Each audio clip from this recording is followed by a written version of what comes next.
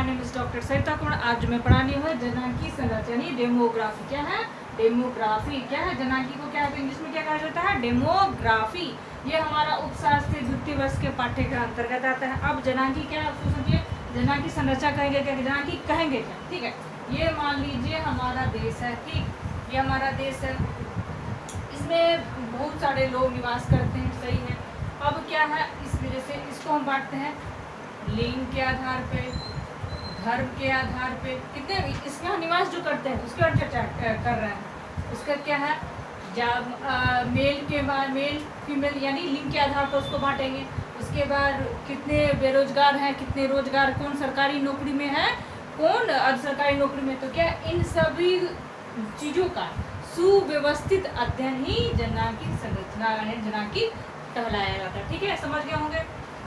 अब इसकी जरूरत क्यों पड़ी भाई?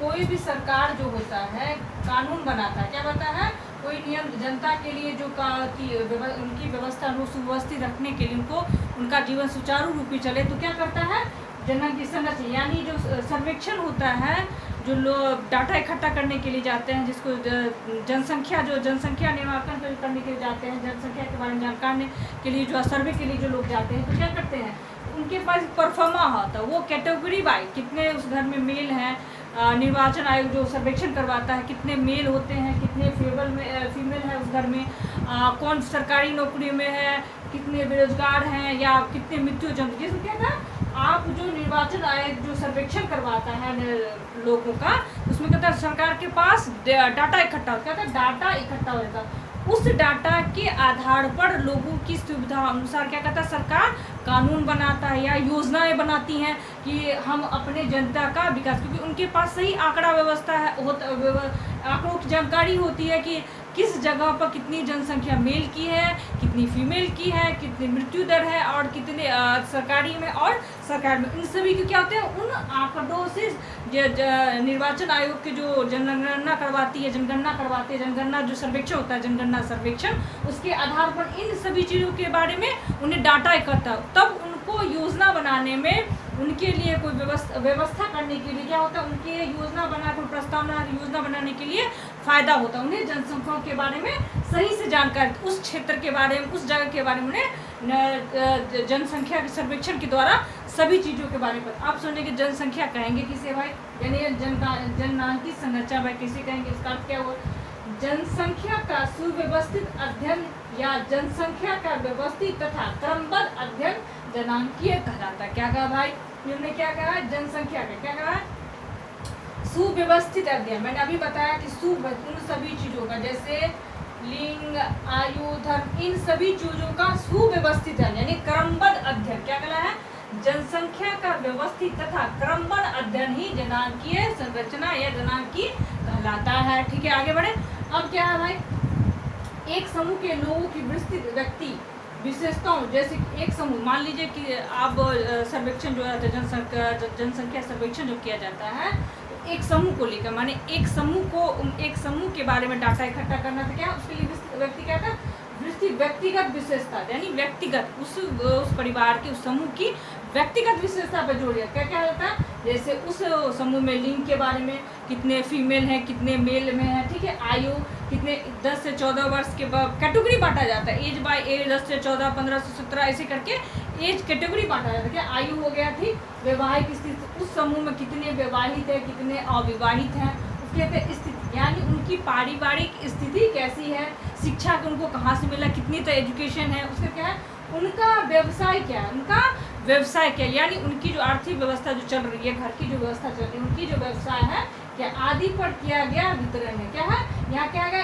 एक समूह के लोगों को विस्तृत व्यक्तिगत विशेषताओं जैसे लिंग, आयु, व्यवहार की स्थिति का आधार पर किया गया अध्ययन क्या कहलाता है, जनांकीय संरचना। ठीक, आगे बढ़ते हैं परिभाषा की तरफ। क्या है, विफविल जो है, वीविल, उन्होंने क्या कहा जनांकी के बारे में परिभाषा क्या दी, उन्होंने क्या कहा, जनांकी वह विज्ञान, क्या क्या उन्होंने विज्ञान से जोड़ा, जना सही बात। माल्थस, आप लोग थोड़े से ग्रेजुएशन लेवल पे जाइएगा तो माल्थस का सिद्धांत है, उन्होंने जनांकी के प्रति क्या कहा, माल्थस के बारे में आप विस्तृत अध्ययन किया तो आपको और भी विस्तृत जानकारी आपको मिल जाएगी। क्या है, जनांकीय वह विज्ञान है जो सांख्यिकी यानी मैथ्स से जोड़ा गया सांख्यिकी पद्धति के द्वारा मानव पीढ़ी उसके विश्वास, आवास का मृत्यु आदि का व्यवस्थित क्या कहा है कि सांख्यिकी यानी गणित सांख्यिकी के द्वारा पद्धति के द्वारा मानव पीढ़ी यानी मानव समाज की जो पीढ़ियां हैं उनके विश्वास क्या है, उनके विश्वास, आवास और मृत्यु आदि के व्यवस्थित है। उनके आवास का, उनकी मृत्यु दर का, कितने उनके घर में उनके व्यवहार का व्यवस्थित अध्ययन करता है। किन्होंने कहा? विल ने कहा। जनांकी में 5 इन प्रकार की प्रक्रियाओं को जन्म देता है। क्या है? जनांकी जो है 5 प्रकार की प्रक्रिया क्या होता है? जन्म। पहला क्या है? जन्म। क्या सही है? जनांकी में आपकी किस चीज का अध्ययन कीजिएगा? पहला क्या है आपका? जन्म का अध्ययन। उस घर में यानी उस समूह में उन लोगों को कितना सर्वेक्षण जो किया जाता है, चुनावी सर्वेक्षण या जनसंख्यिक सर्वेक्षण जो किया, उसमें पहले क्या दिखाया था? उस घर में कितना जन्म हुआ, उस घर में कितनी मृत्यु हुई है, ठीक, मृत्यु हुई है, उसके क्या, उस घर का विवाह के बारे में, उस घर में कितने विवाहित है, कितने अविवाहित, उसके क्या प्रवास का मतलब हुआ जो निवास करते। अब देखिएगा कोई रोजगार के लिए दूसरे जगह चले जाते हैं तो वो क्यों गए प्रवास करने के लिए? अगर ये अपना प्रवास दूसरे क्यों, किस व्यवस्था से गए, उसके बारे में जानकारी, ठीक। तथा सामाजिक गतिशीलता का अध्ययन करता है यानी वो समाज में कितने गतिशील है उसका कहता है अध्ययन करता है। एवं उसके गणित एवं सांख्यिकी का प्रयोग करके जनसंख्या गुणों का परिवर्तन ज्ञान करता है। क्या है?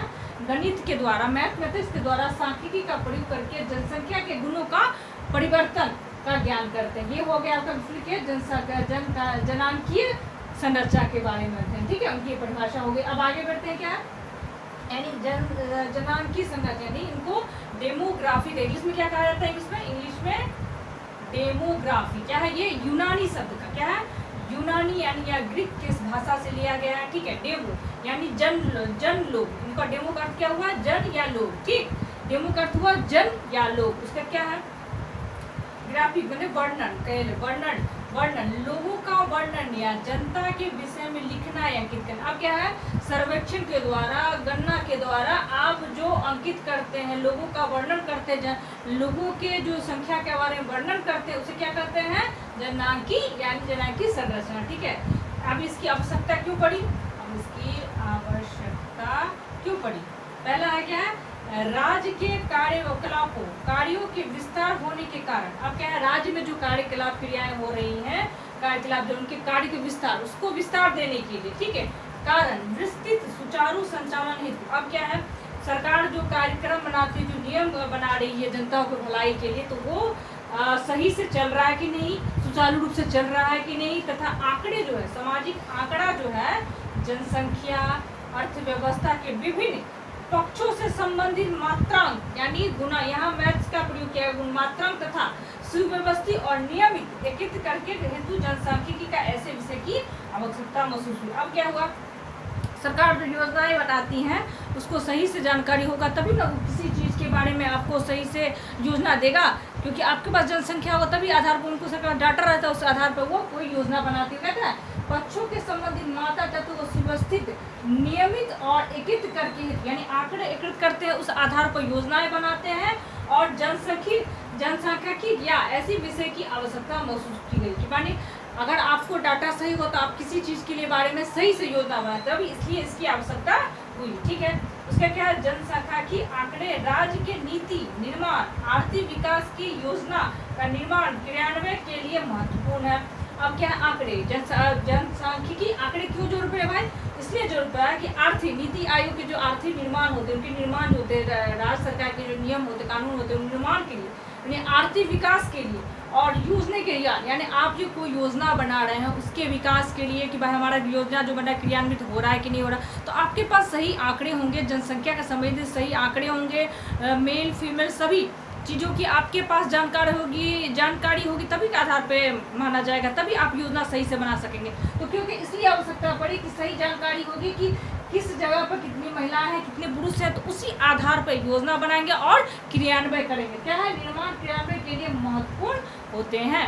इस वीडियो में इतना ही। आगे वाले वीडियो में किसी नए टॉपिक के बारे में चर्चा करूँगी। धन्यवाद।